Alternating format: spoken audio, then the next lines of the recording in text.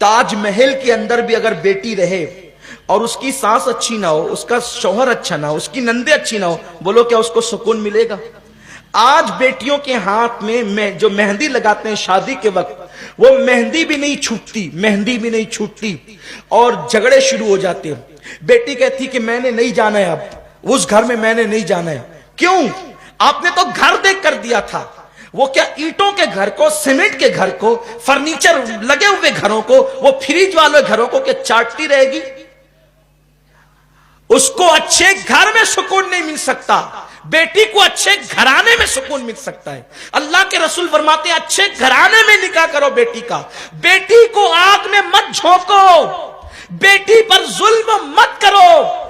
बेटी तो बगैर मुंह की गाय है, आप उसको अपने खूंटे से खोलकर किसी भी खूंटे पे बांध दोगे वो तो चली जाएगी, लेकिन कयामत के दिन जालिम मां बाप तुझे अल्लाह की बारगाह में जवाब देना होगा कि तूने सट्टा चलाने वाले घर में अपनी बेटी का रिश्ता क्यों किया, तूने जुआ चलाने वाले दामाद को अपनी बेटी क्यों दी, तूने क्यों गुस्ताखे रसूल के साथ अपनी बेटी को बंधन में बांध दिया, तूने क्यों गद्दारे रसूल के साथ अपनी बेटी को बिया दिया। सिर्फ दौलत दौलत और दौलत, आजकल सब कुछ दौलत हो गई, दौलत की कोई हैसियत नहीं। बड़े बड़े दौलतमंदों को लोगों ने भीख मांगते हुए देखा है और भिखारियों को लोगों ने बादशाह बनते देखा है।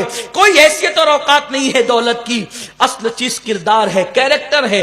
आजकल कोई कैरेक्टर देखता ही नहीं, कोई कैरेक्टर नहीं देखा जाता है। पढ़ा लिखा है, हाँ बीए है, बीकॉम है, वकील है, डॉक्टर है, यही पढ़ा लिखा है। मुझे इसका इनकार नहीं है, इनकार नहीं है, लेकिन डॉक्टर है तो उसमें कोई पढ़ा लिखा है, कोई दीनदारी है उसमें, उसमें कोई दीनदारी है।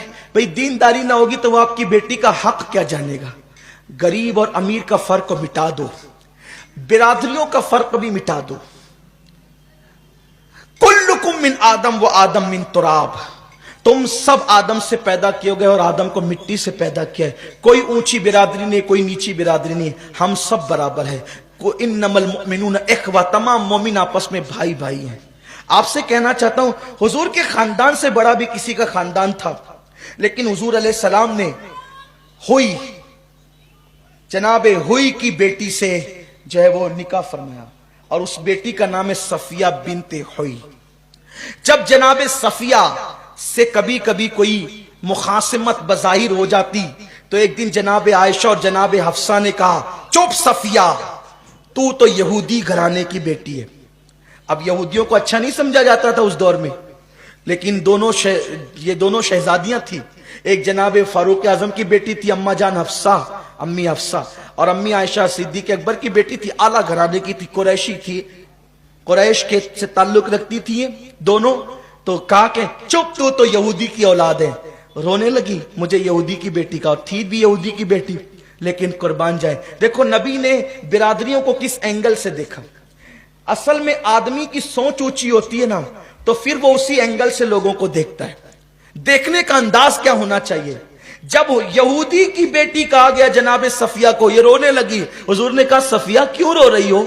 तो जनाबे सफिया ने कहा दोनों शहजादियां जो है सिद्दीक की और फारूक की शहजादियों ने मुझे यहूदी की बेटी कहा है। हुजूर ने मैं इसमें रोने की क्या बात है, तुम ये कहो ना कि मैं तो मूसा और हारून की बेटी हूं, मेरे बाप दादा मूसा और हारून थे, पैगंबर की औलाद हूं मैं, मुझे रोने की क्या जरूरत है। तो अब हम सब, कोई किसी इलाके का हो, खित्ते का हो, कबीले का हो, बिरादरी का हो, हम सब आदम की औलाद है, इसमें कोई इख्तिलाफ नहीं। और हम नबी की औलाद है, हमारा बाप आदम नबी है अल्हम्दुलिल्लाह। और एक नबी नहीं बल्कि हम दो नबी की औलाद है, एक तो हजरत आदम और एक हजरत नूह अलैहिस्सलाम। फिर बाद में कोई और खुश नसीब हो तो वो औलाद इब्राहिम में, और खुश नसीब हो तो औलाद इस्माइल में, और खुश नसीब हो सादात में हो तो फिर वो औलाद मोहम्मद में, रूह फिदा सल्लल्लाहु अलैहि वसल्लम। लेकिन ये बात है, देखने का अंदाज बदलो। अच्छा घराना, नेक लड़कों को ढूंढो, किरदार। और जब हम नेकों से शादी करना शुरू करेंगे तो खाई ना खाई लड़के नेक बनेंगे। आज बात खत्म करते हुए, आज हमारे लड़के स्मार्ट क्यों बनते हैं? स्मार्ट तो कोई होता ही नहीं है, कहने कोई स्मार्ट है, कोई स्मार्ट नहीं है। वो बाल कटाएंगे ऐसे गधों की तरह और जो है वो ऊंटों की तरह। हंसने की बात नहीं है, इधर कुछ ऊपर कुछ। वो छिपकली कोई बना रहा है, کوئی کوا بنا رہا ہے، کوئی بچھو بنا رہا ہے، ایک ایک کٹنگ پر جو ہے 500 1000 روپے خرچ کر رہے ہیں۔ یہ عرب میں ایسے اونٹ ہوتے تھے۔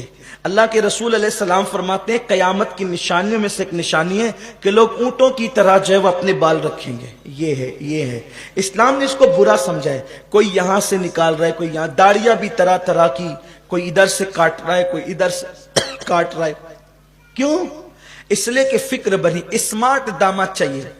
وہ ننگا نواب اور قلعے پہ گھر، آتا جاتا کچھ نہیں، نہ کوئی کاروبار ہے اس کا، نہ اس کے اندر کمانے کا کوئی جذبہ ہے، نہ اس کے اندر جو ہے وہ اخلاق ہے، نہ کردار ہے، نہ سلام، نہ کلام، کچھ نہیں۔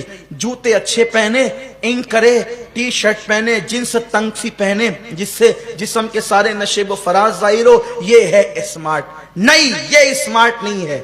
خدا کی عزت کی قسم، اگر کسی کو اسمارٹ بننا ہے وہ سنت مصطفیٰ کے رنگ میں چلا جائے، وہی اسمارٹ ہے، اور جو اس سے ہٹا ہے وہ بیکورڈ ہے، اس کی کوئی حیثیت نہیں ہے۔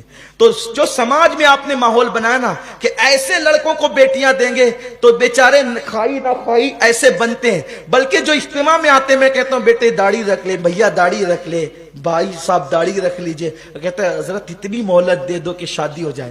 میں سوچتا ہوں کہ یہ شادی کی مہلت کیوں مانگتا ہے؟ اس لیے مانگتا ہے شادی کی مہلت کہ اس کو پتا ہے کہ داڑھی رکھوں گا تو شاید اچھے گھرانے میں اس کا نکاح نہیں ہوگا۔ لیکن یہ بہت غلط سوچ ہے۔